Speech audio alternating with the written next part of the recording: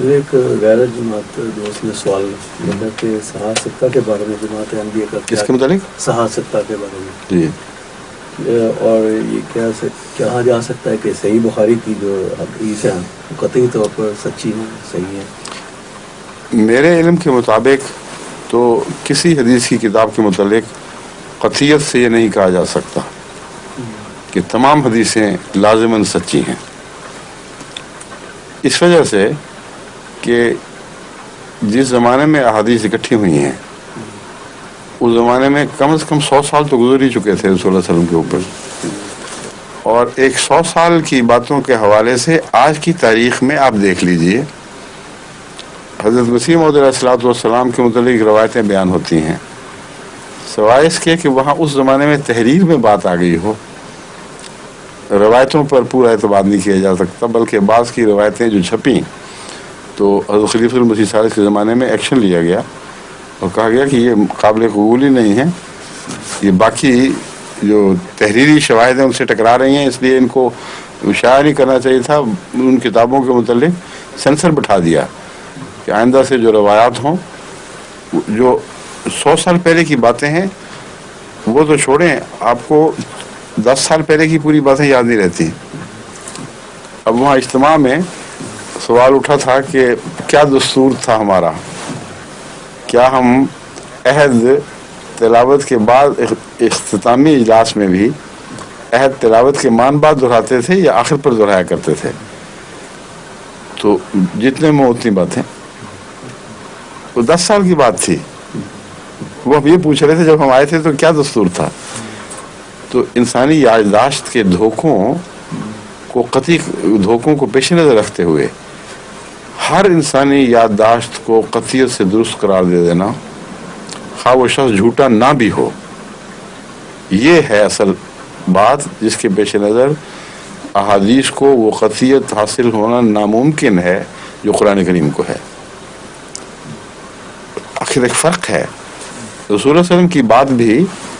اپنی صداقت کے اعتبار سے قرآن کا درجہ رکھتی ہے، کیوں؟ اس لیے کہ قرآن کہہ رہا ہے وَمَا يَنْطِقُ عَنِ الْهَوَىٰ إِنْ هُوَ إِلَّا وَحْيٌ يُوحَىٰ، وہ ہوا سے بات ہی نہیں کرتا، اپنے ہوا و ہوس یا نفس کی خواہش سے بات نہیں کرتا، صرف وہی کی بات کرتا ہے جو اس پر اتاری جا رہی ہے۔ تو وہ حدیث جو رسول اکرم صلی اللہ علیہ وسلم سے من و عن مروی ہو، وہ قرآن کے ساتھ نہ ٹکرا سکتی ہے، نہ مضمون کے لحاظ سے اس میں فرق کیا جا سکتا ہے۔ جو قرآن کا حکم ہے اس کے تابع رسول صلی اللہ علیہ وسلم حکم دیں گے، جہاں قرآن نے اجازت دی ہے وہاں رسول صلی اللہ علیہ وسلم اجازت دیتے ہیں، جہاں قرآن زبردستی روکتا ہے یعنی حکماً روکتا ہے وہاں رسول صلی اللہ علیہ وسلم روکتے ہیں، جہاں قرآن اجازت دیتا ہے مگر مکروہ قرار دیتا ہے وہاں رسول اللہ صلی اللہ علیہ وسلم مکروہ قرار دیتے ہیں۔ یہ کامل تطابق قرآن کے ساتھ اس حدیث کو ہے جو رسول اللہ صلی اللہ علیہ وسلم کے منہ سے کلمے نکلے، یہ مسئلہ اپنی جگہ متحقق اور طے شدہ ہے۔ سوال کا تعلق ان احادیث سے ہے جو رسول اللہ صلی اللہ علیہ وسلم کی طرف منسوب کی گئیں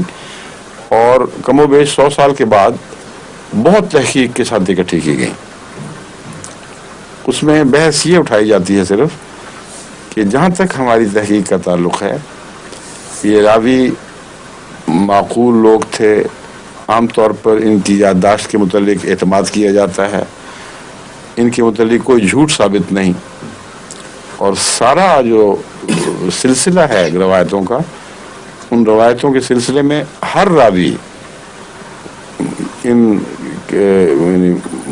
صاحب کتاب جو بخاری لکھی یا مسند لکھی جو بھی نام تھا، اس کو یقین ہے، اس نے تسلی کر لی ہے کہ میرے نزدیک کوئی جھوٹا اس میں شامل نہیں ہوا، کوئی قابل کم اعتماد والا، کوئی جس پر تان و تشنیع کی گئی ہو، اس کے کردار پر شبہ کیا گیا ہو۔ اس گواہی کے اعتبار سے بخاری کی تمام احادیث صحیح ہیں،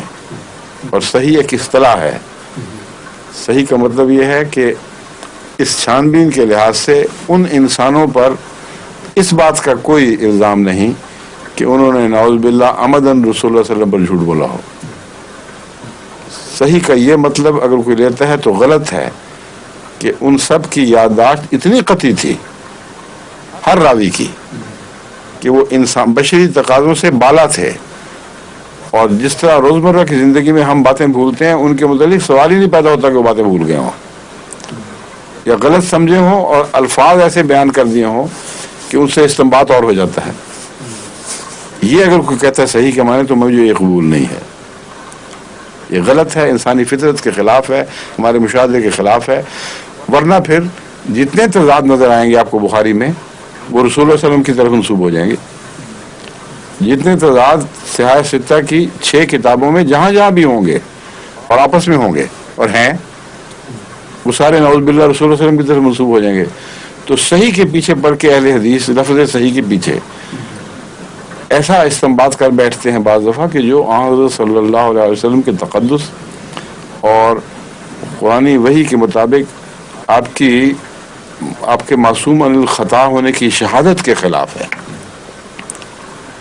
اس عصمت محمد مصطفیٰ صلی اللہ علیہ وسلم کی حفاظت کے لیے، اس کی خاطر ہمیں بعض حدیثیں یہ سمجھ کر رد کرنی پڑتی ہیں کہ یہ رسول اللہ علیہ وسلم کا کلام نہیں ہو سکتا ہے، کیونکہ اس میں تضاد ہے اور لازماً کسی راوی نے غلطی کی ہوگی، باوجود اس کے کہ اصول حدیث کے مطابق اس حدیث کو صحیح قرار دیا جا سکتا ہے، بس صحیح روایتاً ہے، نہ کہ درایتاً۔ حدیث کے 2 پہلو ہوتے ہیں، ایک درایت، ایک روایت۔ ان علماء نے اکثر روایت کی بحث اٹھائی ہے کہ روایت کے اعتبار سے ہمیں کوئی وجہ معلوم نہیں ہوئی کہ اس راوی کو کیوں رد کریں، انہوں نے انصاف سے کام لیا، لیکن مضمون کے اعتبار سے اگر رد کیا جائے تو اس کو درایت کہتے ہیں۔ تو روایت میں صحت اور درایت میں نقص کا امکان، یہ ہے جو حقیقت ہے مسئلے کی، باقی سب مولویوں کے جھگڑے اور بحثیں ہیں صرف، سمجھے؟